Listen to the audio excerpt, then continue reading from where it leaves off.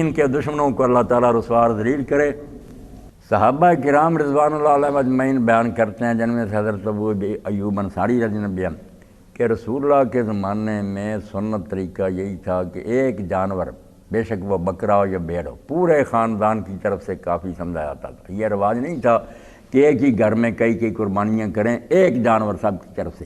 بعد میں پھر وہ کہتے ہیں کہ اب لوگوں نے دکھاوے کا کام شروع کر دیا کہ اپنی ثروت کی نمائش کرنے کے لیے ہم بڑے امیر ہیں، کئی جانور ذبح کرتے ہیں۔ حالانکہ انہی لوگوں کو اگر کسی موقع پر کہا جائے کہ اس سے زیادہ اچھے مصرف موجود ہیں کہ لوگوں کی بیٹیاں بیٹھی ہیں ان کو دے دو بیچاروں کو، کوئی علاج نہیں کرا سکتے ان کا علاج کراؤ، کئی بچے تعلیم سے رہ گئے ان کا کرو،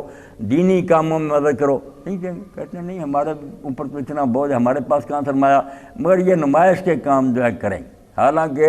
اللہ کے رسول علیہ السلام نے مدینہ میں 2 جانوروں سے 2 مینڈوں کے علاوہ کبھی قربانی نہیں کی۔ اسی لیے حضرت انس رضی اللہ عنہ فرماتے ہیں کہ میں نے تو 10 سال حضور کی خدمت کی ہے، 2 مینڈے آپ کرتے تھے، میں بھی اتنے ہی کروں گا، اس سے علاوہ نہیں۔ اب لوگ کہہ دیتے ہیں کہ آپ نے 100 اونٹ کیا تھا، تو سمجھایا جاتا ہے ان لوگوں کو کہ وہ ہدیوں الگ بات ہے، جو میراث میں جانور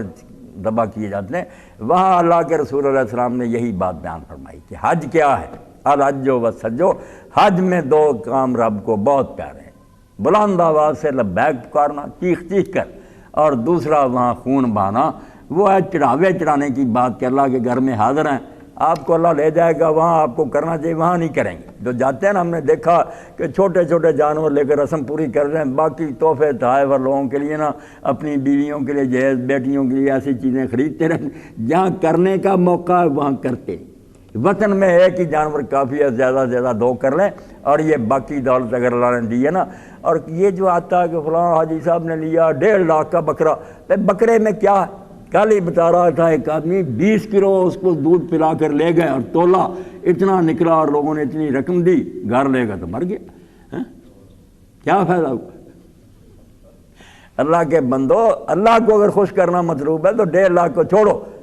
5-10 ہزار کا بکرا لے کر دو، باقی یہ جو لاکھوں ہے نا، یہ مجاہدین کو دو، دینی تحریکوں کو دو، لائبریریاں قائم کرو، قرآن مجید اور اس کی تفسیریں حدیثیں خرید کر غریبوں کے گھروں میں پہنچاؤ،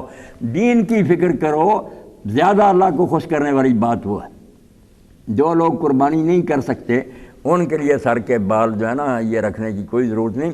بلکہ جیسے الفتح الربانی میں امام عبدالرحمن البنا فرماتے ہیں کہ جیسے رسول کریم کی سنت ہے کہ ہر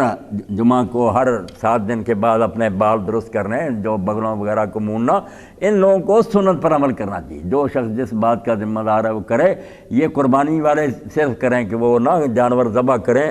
جب تک اس وقت تک بال نہ منوائیں، باقی بالکل اپنی حجامتیں وغیرہ درست کر کے رکھیں، ان کو انشاءاللہ